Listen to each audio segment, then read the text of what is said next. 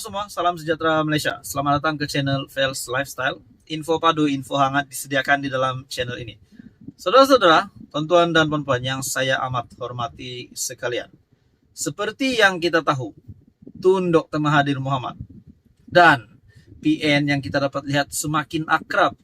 Bahkan melalui proklamasi Melayu, beberapa kepimpinan tertinggi PN pun bersama-sama dengan Tun Dr. Mahathir Mohamad. Namun, timbul persoalan. Adakah PN akan benar-benar menerima Tun Dr. Mahathir Mohamad dan menyediakan slot untuk Mahathir dan pejuang ataupun mukris di dalam pilihan raya negeri yang akan diadakan di 6 negeri pada tahun ini? Itu sekiranya Tun Dr. Mahathir Mohamad akan bersama-sama dalam kepimpinan Perikatan Nasional. Jadi dalam satu artikel dari Syahbudin.com, PN ketepikan proklamasi orang Melayu menjadi persoalan. Muhyiddin Yassin, Mahyadin Mat Yassin semalam mengumumkan PN akan bertanding di semua 245 kursi DUN dalam PRN 6 negeri akan datang. Artikel ini diterbitkan pada 23 Jun 2023. Katanya, PAS akan bertanding 126 kursi, Bersatu 83 kursi, dan Gerakan 36 kursi. Rundingan kursi berjalan dengan agak lancar, tiada perselisihan faham yang boleh mencetuskan masalah. Kami dapat muktamadkan rundingan lebih awal berbanding tarik pengundian yang masih belum diumumkan, katanya dalam sidang media di Ibu Pejabat PN di Kuala Lumpur. Turut hadir Presiden PAS Hadi Awang, Presiden Gerakan Dominic Lau, dan barisan pimpinan tertinggi Perikatan Nasional yang lain. Sebelum ini, selepas mengadakan rundingan meja bulat dengan parti-parti yang menyokong proklamasi orang Melayu, Tun Mahathir Mohamad yang seolah-olah menobatkan dirinya sebagai ketua blok pembangkang mengumumkan mereka bersetuju untuk tidak bertembung sesama sendiri dalam PRN akan datang. Dalam rundingan meja bulat yang dihadiri beberapa pemimpin utama PAS dan pemimpin kecil Bersatu, tetapi tidak dihadiri Mahyadin dan Hamzah selaku ketua pembangkang.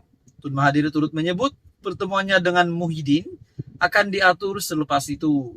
Begitupun di sebalik Mahyadin menyatakan kesediaan untuk bertemu dengan Tun Mahathir yang lebih dulu mempelawanya untuk bekerja sama. Tetapi sehingga kini tiada pertemuan berlangsung antara kedua-dua mereka. Secara umumnya disedari kebimbangan dalam PN terhadap pertemuan itu ialah Tun Mahathir pastinya akan meminta sejumlah kursi untuk kelompok yang menyokongnya, termasuk daripada pejuang yang dipimpin anaknya, Mukris. Hakikatnya mereka itu tiada kekuatan sendiri selepas hilang deposit pada PRU15. Malah Mukris sendiri pun sudah ditolak oleh PN baru sebelum ini kita tahu. Sementara itu saudara-saudara, Tun Mahathir masih di luar negara tanpa menunggu perjumpaan dengan Mahyadin.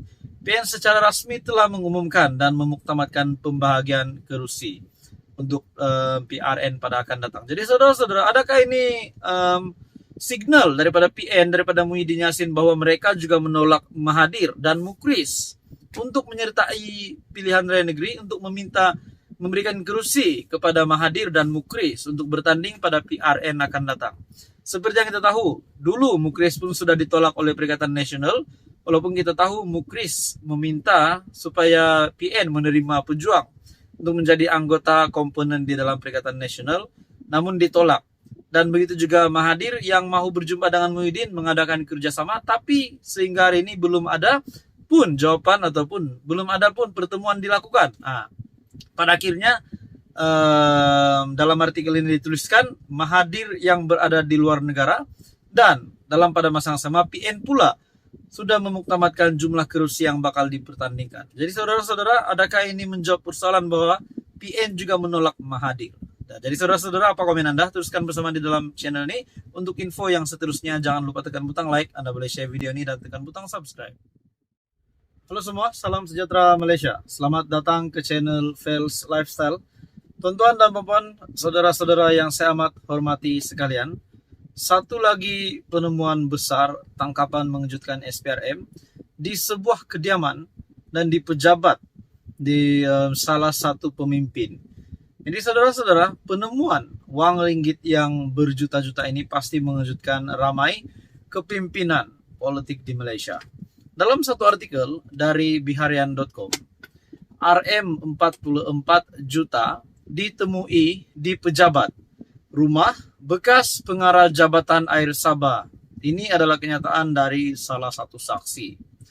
Mahkamah Session di sini diberitahu bahwa wang tunai lebih RM44 juta ditemui di pejabat dan rumah bekas pengarah Jabatan Air Sabah JANS, Eji Muhammad Tahir Muhammad Talib. Perkara itu dimaklumkan Ketua Pasukan Serbuan Nombor 8, Hishamuddin Muhammad Esa yang berumur 49 tahun. Semasa pemeriksaan oleh Timbalan Pendakwa Raya ataupun DPP Mahadi Abdul Jumaat, Hishamuddin memberi keterangan sebagai saksi pendakwaan ke-40 di hadapan Hakim Abu Bakar Manat dalam perbicaraan skandal rasuah terbesar di Sabah itu. Beliau berkata, lebih RM23 juta ditemui semasa serbuan di pejabat Eji Tahir pada 4 Oktober 2016 di Wisma Muiz. RM62.500 ditemui dalam beg bertanda Tahir di meja Eji Tahir. Wang tunai selebihnya ditemui di 3 lokasi lain di dalam bilik pantry, di sofa dengan 3 tempat duduk, kabinet TV, serta kabinet kayu, katanya sambil menambah bilik pantry itu berada di belakang meja Eji Tahir. Beliau turut memberi keterangan bahwa setiap bungkusan wang antara RM50.000 dan RM100.000 dan hanya Eji Tahir yang mempunyai akses ke bilik pantry di pejabatnya.